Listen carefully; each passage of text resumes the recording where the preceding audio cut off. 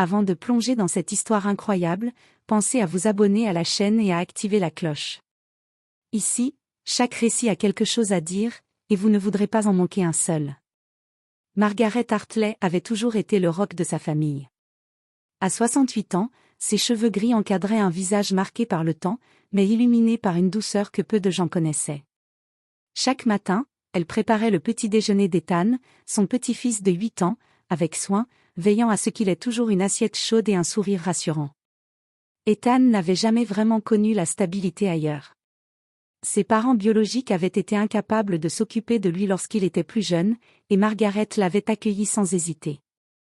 Elle avait tenu ses promesses, le consolant lors des nuits d'orage, l'encourageant à l'école, et le protégeant de toutes les déceptions du monde. Mais ce matin-là, l'air semblait plus lourd que d'habitude.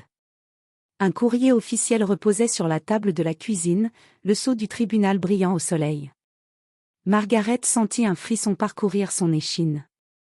Les parents d'Ethan avaient demandé la garde. Après toutes ces années, l'enfant qu'elle avait élevé comme le sien pourrait lui être arraché.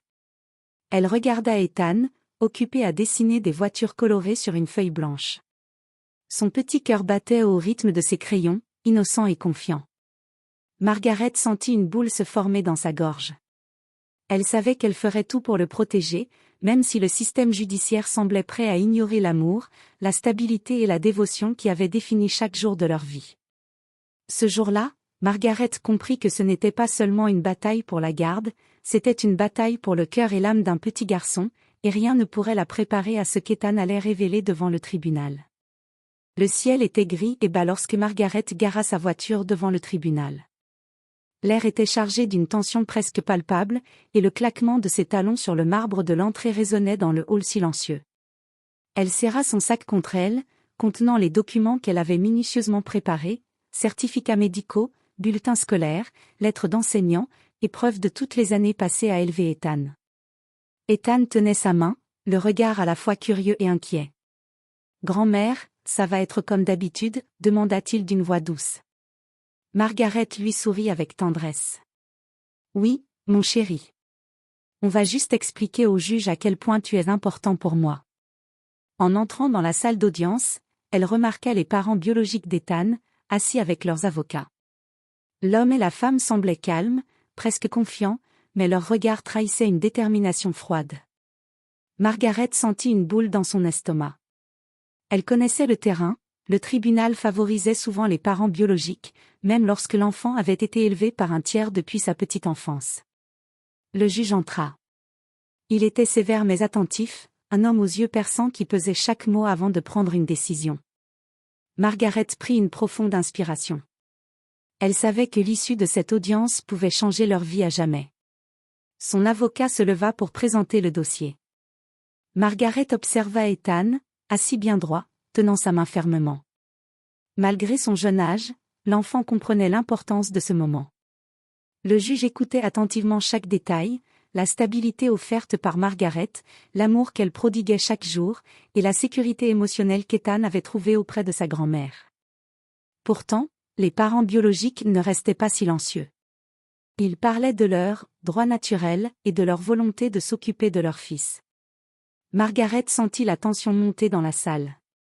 Elle serra Ethan contre elle, silencieusement, priant que le juge voie ce que tous les documents et témoignages ne pouvaient pas exprimer, l'amour pur et quotidien d'une grand-mère pour son petit-fils.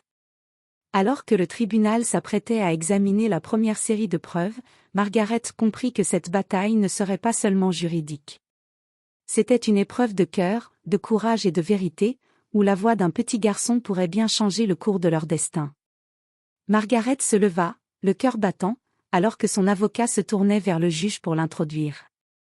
Les lumières froides de la salle d'audience semblaient accentuer chaque ride sur son visage, mais dans ses yeux brillait une détermination farouche. « Votre honneur, » commença son avocat, « ma cliente a élevé Ethan depuis l'âge de 3 ans.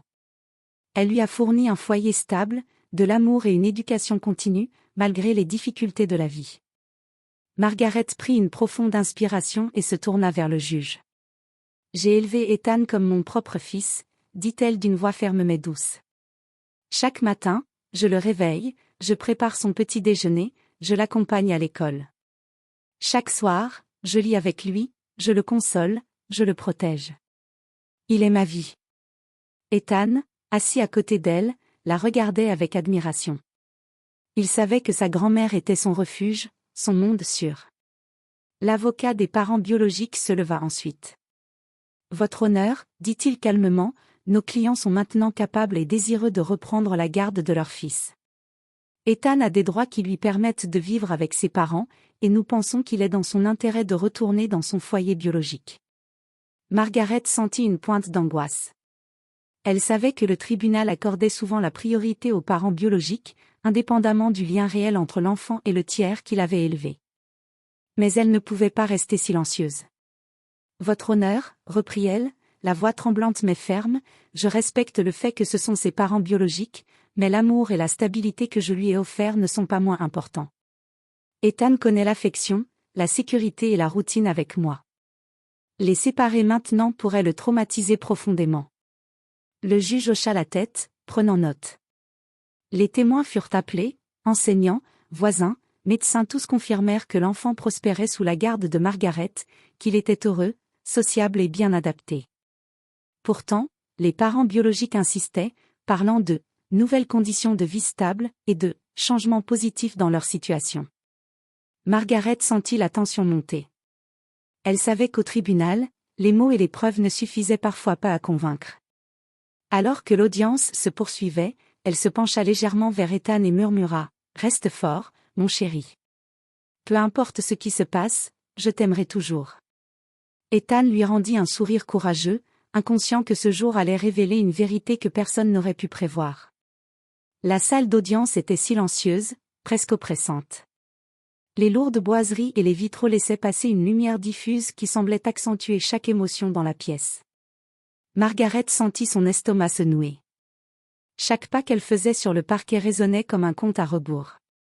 Le juge, un homme aux traits sévères et aux yeux perçants, s'assit derrière son bureau. Il regarda Margaret et Ethan avec attention, puis invita les parties à présenter leurs derniers arguments. Votre honneur, commença l'avocat des parents biologiques, nous insistons sur le fait que nos clients ont changé. Ils ont maintenant un foyer stable et sont pleinement capables de s'occuper de leur fils. Il est dans l'intérêt d'Ethan de retrouver la sécurité de son foyer biologique. Margaret sentit un frisson parcourir sa colonne vertébrale.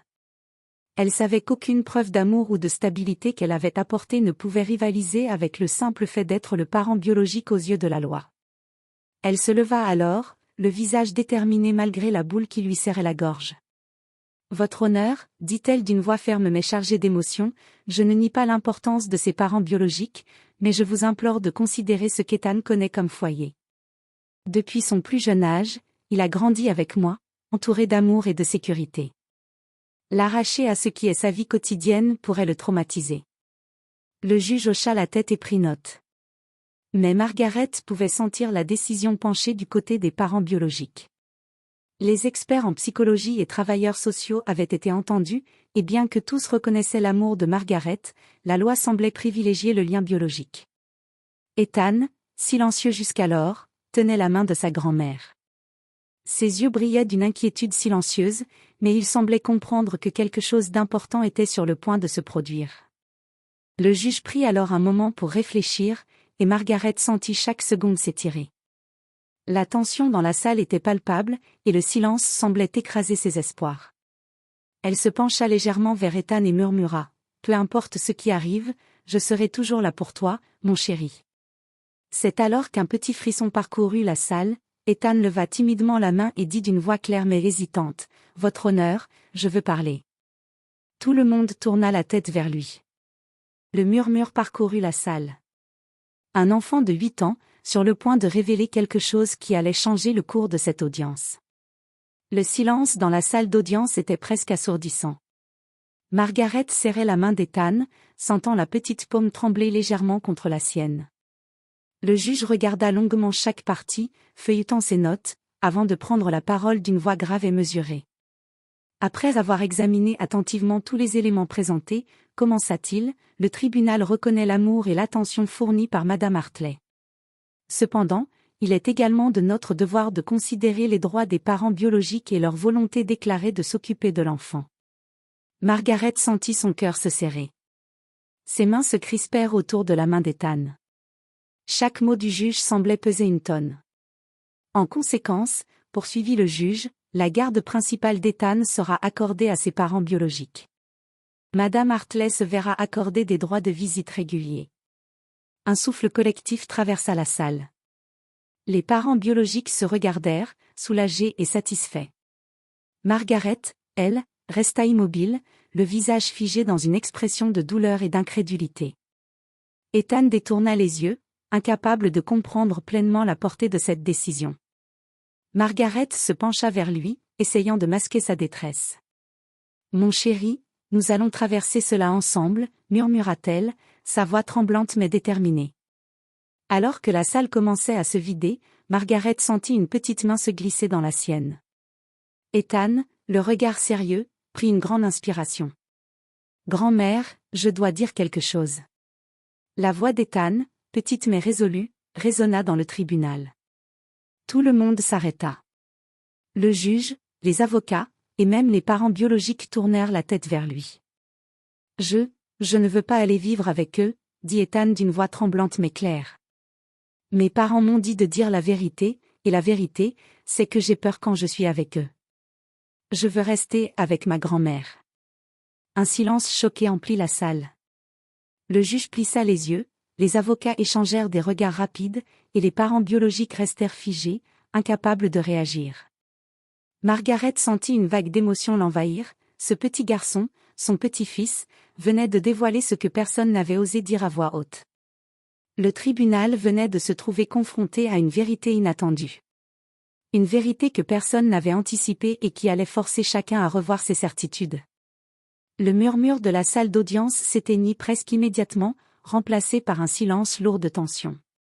Tous les regards étaient braqués sur Ethan, qui se tenait droit, le visage sérieux malgré son jeune âge. Margaret sentit son cœur battre à tout rompre, une lueur d'espoir mêlée à l'angoisse. « Votre honneur ?» commença Ethan, sa voix tremblante au début, mais gagnant en assurance. « Je veux rester avec ma grand-mère. » Le juge, surpris, inclina légèrement la tête. « Ethan, peux-tu expliquer pourquoi ?» L'enfant prit une profonde inspiration et parla avec une maturité étonnante pour ses 8 ans. « Mes parents, ils m'ont dit que je devais dire la vérité, même si ça leur déplaît. Quand je suis avec eux, j'ai peur. Je n'aime pas quand ils crient ou se disputent. Mais avec grand-mère, je me sens en sécurité. Elle s'occupe de moi, elle m'écoute, et je peux être heureux. Je ne veux pas qu'on me sépare d'elle. » Les mots étaient simples, mais leur impact était énorme. La salle entière semblait suspendue à chaque syllabe. Les parents biologiques, figés, ne savaient plus quoi dire. Le juge se pencha en avant, regardant Ethan droit dans les yeux. « Ethan, tu es sûr de ce que tu dis ?» demanda-t-il, sa voix douce mais ferme. « Oui, votre honneur. » L'enfant hocha la tête avec conviction. « Je l'aime. Je veux rester avec elle. » Margaret sentit les larmes lui monter aux yeux. Elle s'agenouilla légèrement pour prendre Ethan dans ses bras, mais le juge leva une main pour arrêter tout geste prématuré. Il devait considérer la parole de l'enfant avec sérieux. Des experts en protection de l'enfance furent rapidement appelés à témoigner. Ils confirmèrent que les déclarations d'Ethan étaient cohérentes et reflétaient son ressenti réel. Selon eux, son attachement à Margaret était profond et essentiel à son bien-être émotionnel. Le tribunal, choqué par la sincérité et le courage de cet enfant, dut reconsidérer toute la situation. Ce que personne n'avait prévu, c'était que la voix d'Ethan, si jeune et pourtant si claire, serait plus influente que tous les documents, certificats et témoignages réunis.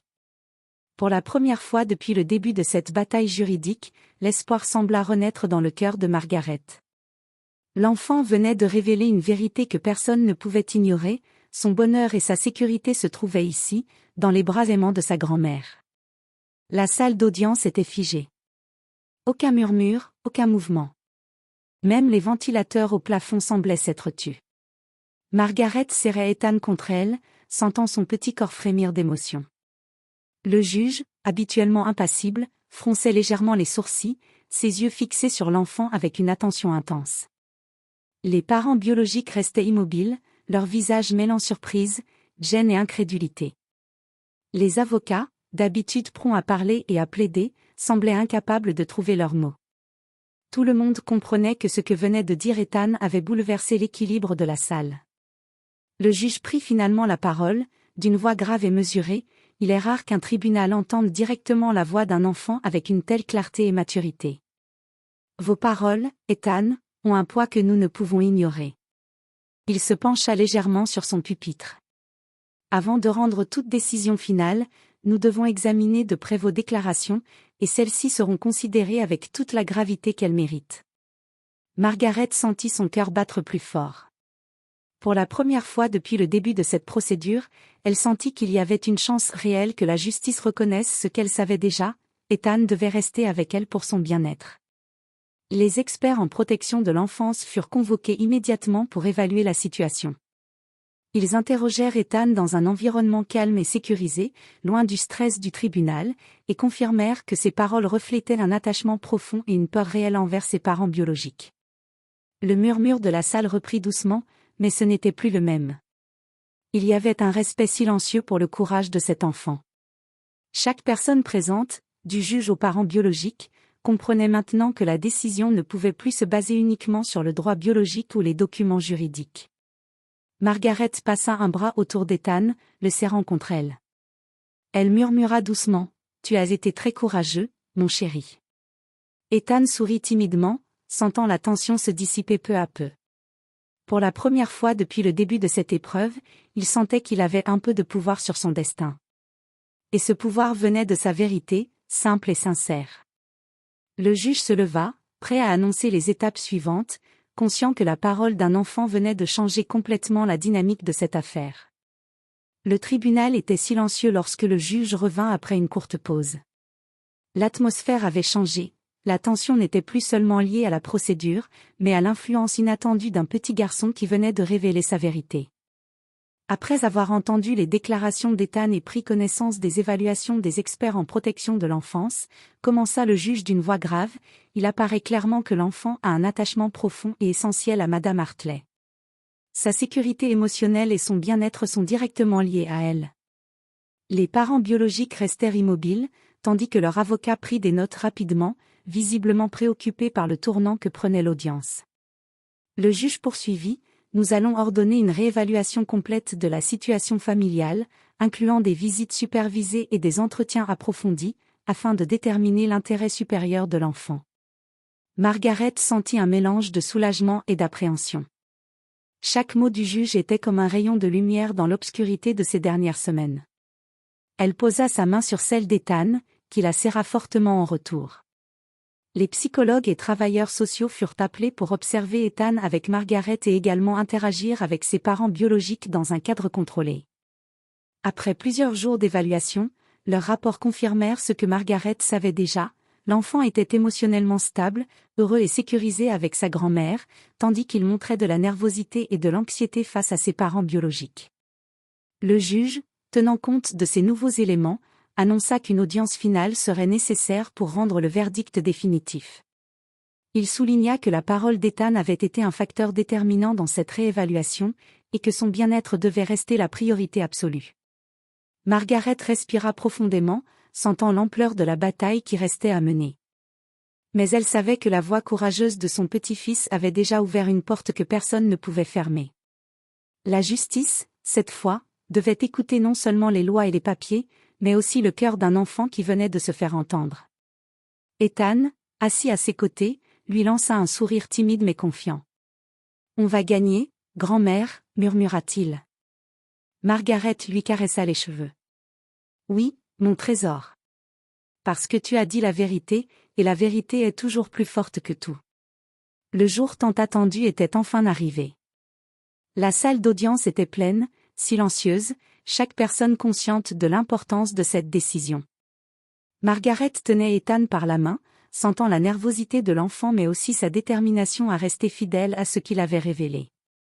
Le juge entra, imposant et calme, et invita toutes les parties à s'asseoir. Il prit un moment pour parcourir les derniers rapports des experts et travailleurs sociaux. Puis, d'une voix ferme mais empreinte de gravité, il commença à prononcer sa décision. Après avoir pris en considération les preuves, les témoignages et surtout les déclarations d'Ethan, le tribunal a conclu que l'intérêt supérieur de l'enfant est de rester sous la garde de Madame Margaret Hartley. Un souffle parcourut la salle. Les parents biologiques se levèrent, choqués, incapables de cacher leur surprise et leur déception. Margaret sentit les larmes monter, mais elle les retint, trop émue pour parler immédiatement. Madame Hartley, continua le juge, vous êtes reconnue comme le principal soutien affectif et protecteur d'Ethan. Des visites supervisées régulières seront accordées aux parents biologiques, mais l'enfant demeurera dans un environnement stable et aimant avec vous. Margaret, incapable de contenir sa joie, se pencha vers Ethan et murmura, « Mon trésor, tu vas rester avec moi. » Ethan sourit timidement, un mélange de soulagement et de bonheur dans ses yeux.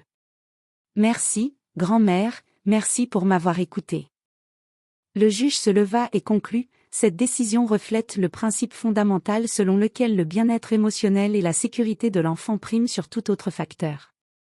Alors que les parents biologiques se retiraient, silencieux et résignés, Margaret serra Ethan contre elle, sentant chaque battement de son cœur contre le sien. La bataille était terminée.